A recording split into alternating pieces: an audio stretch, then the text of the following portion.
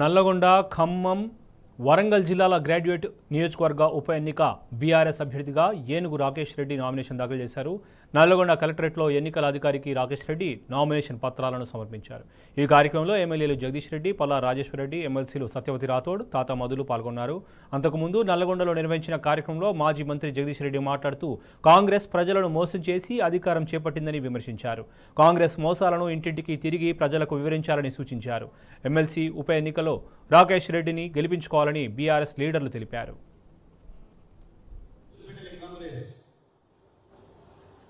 ఇవాళ కొత్తగా ఓటు వచ్చిన మనిషి నుంచి ఇంకో నిమిషాలు తెచ్చిపోతాడన్న వరకు ప్రతి మనిషిని మోసం చేసింది. వాళ్ళకి కలిగే గుర్తు చేయడమే మన బాధ్యత. కొత్త ఓటర్లను కూడా మొట్టమొదటిసారిగా మోసం చేసిన పార్టీ కాంగ్రెస్ ఈ రాష్ట్రం.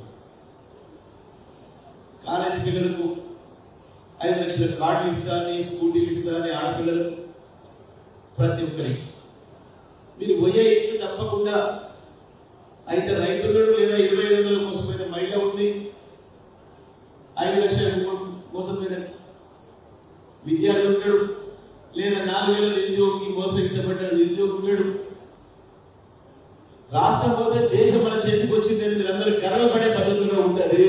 కేసీఆర్ చేతికి పదాలు తెలుస్తుంది, సందేహమే లేదు. ఇప్పటికే 10 దాటినాం. డబుల్ డిజిట్ లో ఉన్న ఏకైక పార్టీ ఇవాళ బీఆర్ఎస్ పార్టీనే ఈ రాష్ట్రంలో. మనం కొంచెం కృషి చేస్తే, కొద్దిగా కృషి చేస్తే,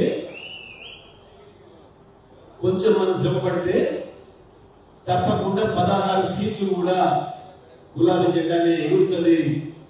కేసీఆర్ మునుపటి కంటే ఇంకా మరింత బలంగా వస్తాడు. తెలంగాణ ప్రజలు కాపాడాలంటే, కృష్ణా గోదావరి నదుల నీళ్ళు ఆపాలంటే అది కేసీఆర్తో అవుతుంది. కేసీఆర్కి ఎంపీ ఇవ్వడం ద్వారా అవుతుంది.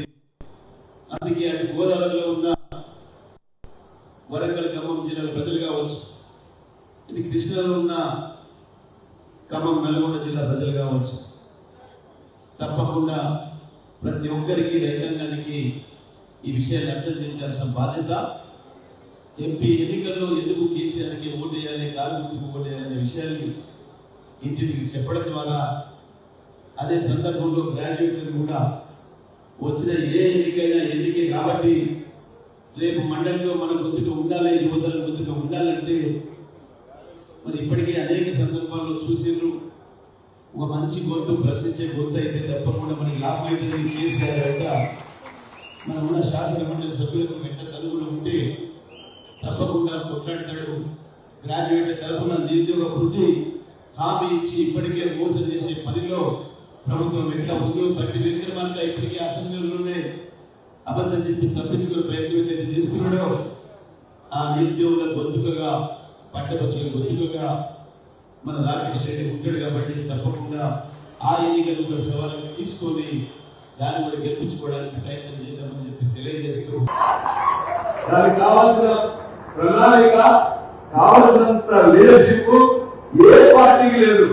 ఒకే ఒక్క పార్టీకి, బీఆర్ఎస్ పార్టీకి ఉన్నారు. మీ అందరూ కూడా అత్యంత క్లిష్టమైన ఎన్నికలకు అర్థమవుతున్నప్పుడే అత్యంత ఎక్కువ మెజార్టీ నుంచి గెలిపించింది గత ఎన్నికల్లో 3 సంవత్సరాల క్రితం. ఇవాళ 6 నెలల కింద జరిగిన ఎన్నికల్లో 5 నెలలు అయితే 6 నెలలు పడ్డది. మన కాంగ్రెస్ పార్టీ పరిస్థితి ఎట్లా ఉందంటే, రేవంత్ రెడ్డి మాట్లాడుతుంటే మొత్తం జనం ఖాళీ అయిపోతున్నారు.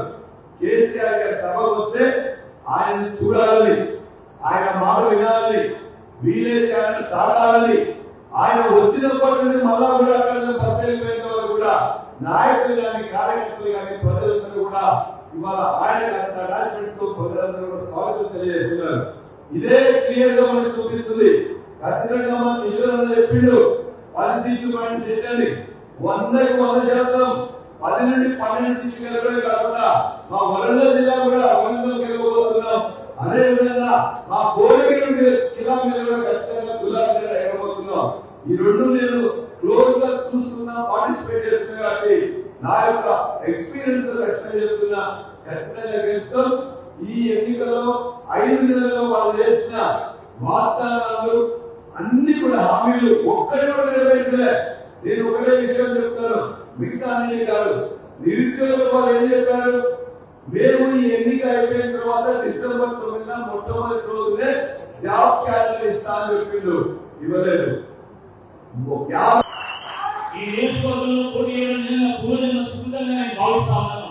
కేసీఆర్ గారికి టీఆర్ఎస్ పార్టీకి ఇక్కడ నాయకులందరికీ కూడా నేను రుణపడి ఉన్నానని చెప్పి ఈ సందర్భంగా గుర్తు చేస్తా ఉన్నాను.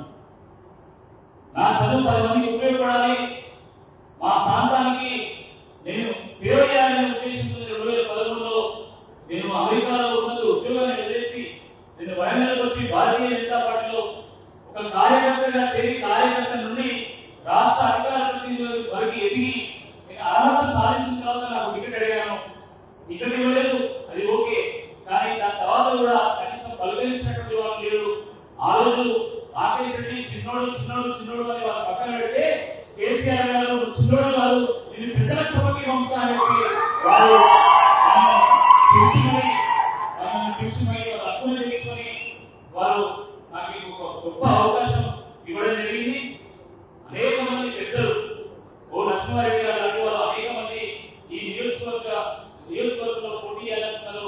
వాళ్ళందరూ కూడా నేను ఒక తమ్ముడిగా ఉంటూ వారి ఆత్మీయుగా ఉంటూ వారి యొక్క సూచనల మేరకు సలహాల మేరకు ఇక్కడ ఉన్నటువంటి నాయకుల యొక్క సూచనల సలహాల మేరకు తప్పకుండా పనిచేస్తానికి సందర్భంగా పోటీ చేస్తా ఉన్నాను.